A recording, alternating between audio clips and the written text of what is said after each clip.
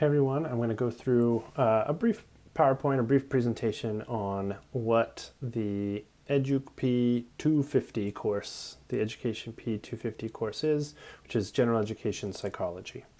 So first, a little bit about me. My name is Chris Andrews, and you can call me Chris. You don't need to call me professor or instructor or whatever. You can just call me Chris. I'm a fifth-year PhD student in the learning sciences. I'm from Orem, Utah. Most of the research that I've been involved in has been around assessment literacy, and also I've done some research on social annotation, which we'll actually use in this course. And I'm really, really passionate about teaching. I'm excited to teach again. I taught this same course a couple of years ago online, and I really love teaching, specifically helping pre-service and in-service teachers become better teachers. And I'll explain a little bit about my background that will help you understand kind of why that is. So first, because I want you to know that I'm a normal person, here's just a few of the things that I've enjoyed doing in my life. I have enjoyed hiking and fishing, playing tennis, and in the bottom right corner there is me I traveled to a BYU football game down in Arizona, but generally college football and other sports. Here are some of my favorite teams that I've followed, or favorite sports in general. So the Utah Jazz, because I'm from Utah. I'm really excited about the Jazz and excited that the bubble playoffs, NBA playoffs, are working right now. I'm a big BYU fan, mostly BYU football, but all of their sports I'm interested in. Again, I'm from Utah and right near BYU, so follow them pretty closely. Patriots fan, and I have been a fan for a long time, not just while they were winning.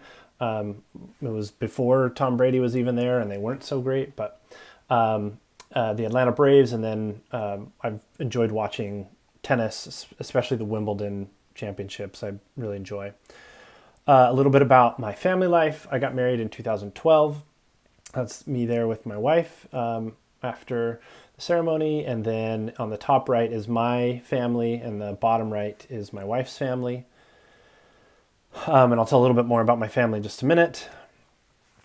Before I came to IU, I actually taught high school back in Utah. I taught video production, multimedia, visual art classes, but computer. They were the computer design classes, so Photoshop and other digital media type stuff, video production, etc. So here's me with some of my students at a competition that we went to, and here's kind of what my classroom looked like. It was not a typical classroom, and so I really, really loved teaching. I taught there for 7 years before coming to IU. My last 2 years teaching, I actually went back to BYU to get a master's degree in teacher education. And I did my thesis paper on student self-assessment. So anyways, it's a little bit of my background and where I'm coming from. And part of the reason why I got a master's in teacher education is because I'm so interested and passionate about education and helping pre-service and in-service teachers. So back to my family. This is us now here in Bloomington. We have 3 kids, one of which was born just a little over 2 weeks ago, almost 3 weeks now, at the time of recording this, which is the Saturday before classes start. That's one of the reasons why, and the main reason why I'm getting some of this course content up a little bit late. I usually like to have this up well before classes start, and I'm a little bit behind on my schedule because he has been taking up a lot of my time. So my oldest is named Rylan, and then Everly is in the middle, and our newborn is Oliver. So that's a little bit about me, just so you know who I am and a little bit of my background, and so that I'm not just a face with just a name. That there's a little bit more that you know about me, and hopefully you'll get to share a little bit about yourself with me at a later date as well. Okay, so a little bit about the P250 General Educational Psychology course. So the main idea for this course is about learning theory and understanding the process of learning its relationship to teaching, classroom practices, out-of-school environments, and then also issues of diversity, equity, and pluralism. My goal for you is to engage with these learning theories in a way that allows you to improve your own performance in college and academic settings, recognize and support learning in out-of-school environments, and make informed decisions about modern educational issues. As you engage with these theories, you'll recognize how they play into each of these environments and settings that really can have an impact on your own learning and your future learning beyond this course. There's obviously more info in the syllabus and on Canvas, but this kind of gives you maybe a little flavor of what we're trying to do here. This course does carry social and historical studies general education credit. So just so you're aware of what's expected of an S&H Gen Ed credit, that students who are a part of that, they should demonstrate knowledge of human cultures based on an understanding of history, social situations, and social institutions. And again, you'll see how this comes out, especially in some of the particular learning theories that we'll be discussing. The ability to think critically and creatively, skills of inquiry and analysis, quantitative and or qualitative literacy through theory and methodology, intercultural and or civic knowledge. And again, we're going to intertwine each of these things into some of the activities that we're doing throughout the semester. Even though they're asynchronous, we can still build in a lot of these pieces into the course. This class does ask you to write a lot, so I want to make sure that you understand that right up front, but also our purpose is really to help you refine and improve your writing, and I will do my best to try and give you feedback on that process, and we'll really try and work on revisions. I will give you feedback. We'll probably have some opportunities where you can give each other feedback, and we'll try and structure that in a way that makes it useful for everybody. So this is something that we will be targeting. So even if you don't like writing at all, or you think you're really bad at it, hopefully this portfolio-based assessment will actually help you. There'll be several revisions along the way. And I'll talk about that portfolio in just a minute. So the course structure, there are basically 4 main units, well really 3 main units, and then kind of these 2 other units on the outside. So first of all, Intro to Learning Theory. It's a very short unit, just giving us an introduction to it. And then there's these 3 approaches to learning: cognitive approaches, sociocultural approaches, and equity-oriented approaches that we'll dig into. And then towards the end of the course, we had a little bit of leeway to play with, and I think we're going to read a little bit about learning at work and then learning on the move. A couple of things that I think might be helpful for, again, thinking about these different approaches to learning in different environments. Real quickly, this is the grade breakdown. The largest portion of the course is really based on the portfolio, and the portfolio actually consists of all of the, so there's the final portfolio, but the final portfolio is really revisions of your cognitive paper, your sociocultural paper, and your equity-oriented paper. And then your prospectus is just your, what the site that you want to study. And I'm going to talk more about that, or you'll read more about that in the actual assignment itself, but you're going to pick some sort of context that you can kind of stay in through the semester. What people have done in the past is like where they work, or organizations that they're a part of. Now the problem is that COVID makes this quite difficult in terms of the physical locations. And so some of you, we might have to be a little bit more flexible, or some of you may need to think about online spaces that would make sense. But these should be communities that that you're going to be a part of throughout the semester. And you're going to be thinking about these different approaches to learning in that particular environment. So again, we're going to have to think about what that context means, and you'll have to play with that a little bit. I will try and put up, or you'll see on Canvas instructions for that particular assignment, for thinking about that context. But just I want to put that bug in your mind early on, because I want you to be thinking about what might work. Because if we end up going fully online, or you end up needing to, if they send students away from IU again, we need to think about what sorts of contexts might work. And so that's why you might want to think about some online contexts, some online communities that you could be a part of. And we'll kind of try and brainstorm some of these in class. Obviously, we're not in class, but through some of the activities that we'll do, we'll try and brainstorm some of these. So I wanted to point out that failure to complete the portfolio aspects, which are all of the ones that have the asterisk next to them, will result in failure of the course. That is the main part of the course, is those pieces.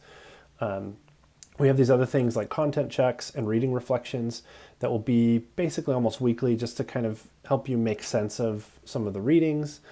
And then we have design critique workshops, which again are kind of some application of the readings, a little bit different than your paper, which is focused on your context. And then you'll have a couple of times that you'll meet with me for just 10 to 15 to 20 minutes, just so we can kind of check in and help me teach you better and make sure you're feeling comfortable asking questions and things like that. So that the total happens to be out of 99. I'm just going to give you an extra point so that we make sure we hit 100 points. So I'll just have a blank assignment that's just worth 1 point that everybody gets, just so that we hit 100. It just makes it easier for everybody to keep track of where they're at. So, of course, I mentioned that COVID causes us some issues, and I want you to know that I'm committed to helping you, and I understand that learning during a pandemic is different. So if you are having trouble, if you tell me you're having trouble, I'm not going to judge you or think less of you. I want to help you. I want to extend grace, as I say, and I hope you'll extend me that grace as well, because I'm also trying to deal with this. If you need extra help, if you need more time, if you're anything that you're going through, no matter how minor you think it might be, if it's impacting your participation in the class, please don't be silent. Please talk to me. Reach out to me through email, or set up a time to talk to me, or whatever. I want to work with you. I promise I'll work with you. Also, of course, we want to learn things, and I've structured the course so that we really are focusing on learning and robust learning. But primarily, I want you to stay healthy, balanced, and grounded. Learning is great, and we can learn lots of things outside of class as well. This class is not more important than your health during this time. So in order to meet with me, you can email. Well, first of all, to contact me, you can email me. There's the email there. Again, it will be in Canvas as well. I typically respond to emails within 24 hours, except for weekends and holidays. Sometimes it's a little bit more difficult with family and family responsibilities and such. If I don't respond within a couple of days, just resend your email, or resend a quick follow-up email. I'm not going to be offended. That helps put it to the top of my priority list. You will need to meet with me via Zoom. I mentioned that in the grading breakdown. 3 times. We'll do the first time within the first 2 weeks of the course. We'll have another time that'll be around the midterm-ish. And then we'll have one more towards the end of the semester. Again, just 10 to 20 minutes. It's not super long, but kind of a way to check in. Now, I want to briefly show you how to, most of you are probably somewhat familiar with Canvas, but I'm going to show you navigating Canvas. So,